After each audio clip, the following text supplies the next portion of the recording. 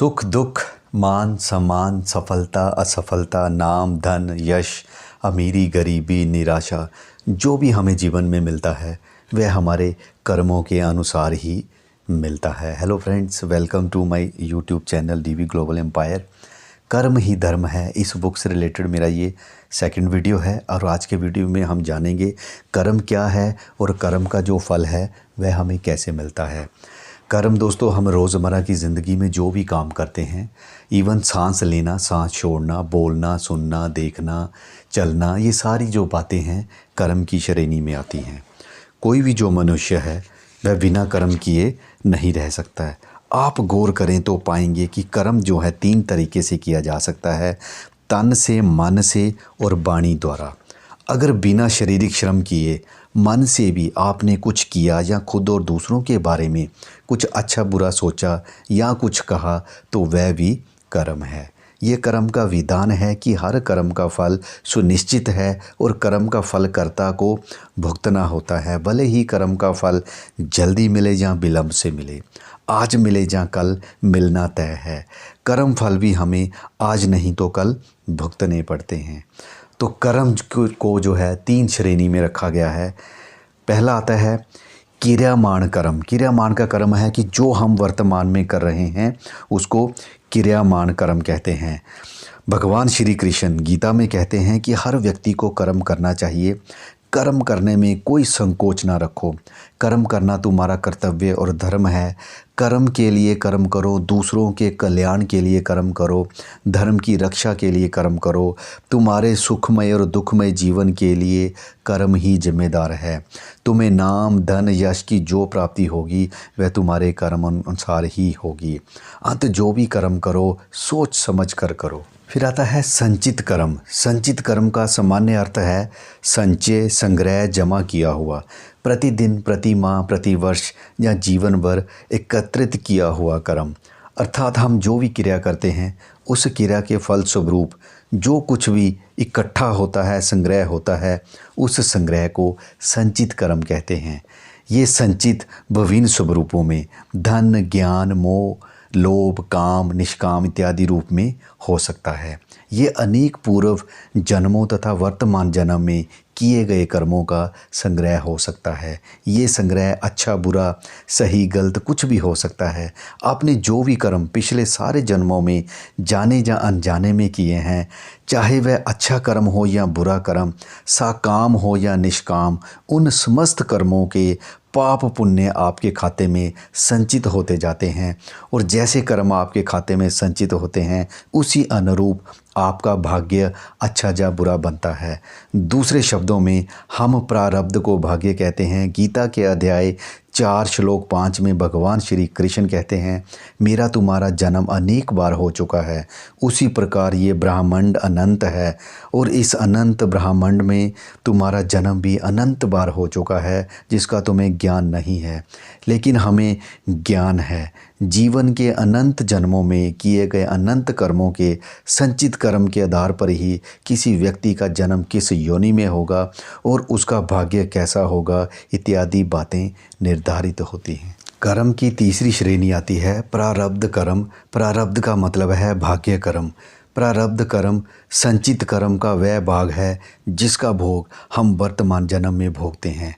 अगर हम इस जन्म में नहीं भोग पाते तो ये शेष संचित कर्म का भाग्य अगले जन्म में भोगना होता है। प्रारब्ध को दूसरे शब्दों में भाग्य भी कहा जाता है। ये अच्छा और बुरा दोनों हो सकते हैं। हमारे खाते में जैसा कर्म संचित होगा उसी के अनुरूप हमारा भाग्य बनता है। हमारे संचित कर्म में से कुछ कर्म इस जन्म में अर्थात वर्तमान जीवन की दिशा एवं दशा तय करने में निर्णायक होते हैं। शेष संचित कर्मों के फल अर्थात पाप पुण्य के आधार पर हमारा अगला जन्म जो है निर्धारित होता है।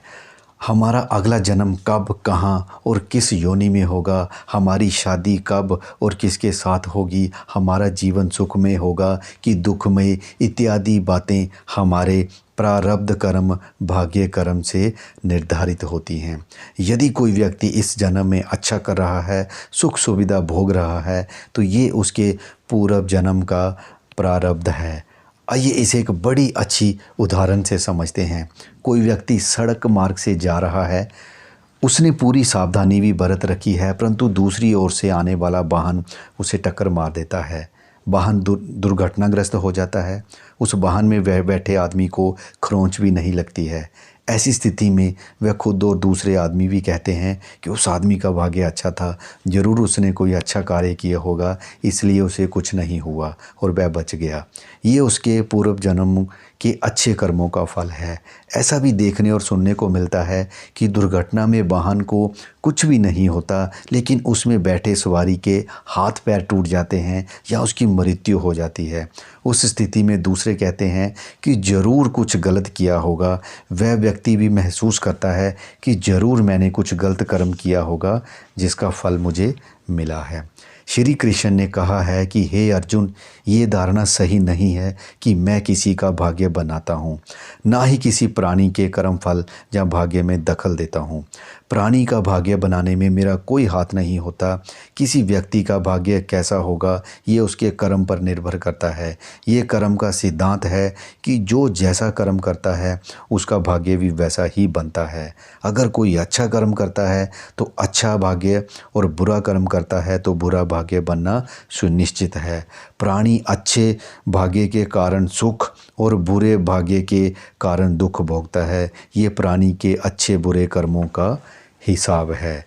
अंत में कृष्ण ये भी कहते हैं, केवल भाग्य के भरोसे बैठे नहीं रहना चाहिए, सदैव सकारात्मक एवं रचनात्मक कर्म करते रहना चाहिए। धर्म शास्त्रों के अनुसार जो है, इसमें भी कर्म को 3 श्रेणी में रखा गया है। पहला है कर्म, मतलब हम जब कोई कार्य करते हैं तो जिसमें हम फल की इच्छा रखते हैं कि हम कुछ कर रहे हैं तो बदले में हमें कुछ मिलना चाहिए। दूसरा होता है अकर्म।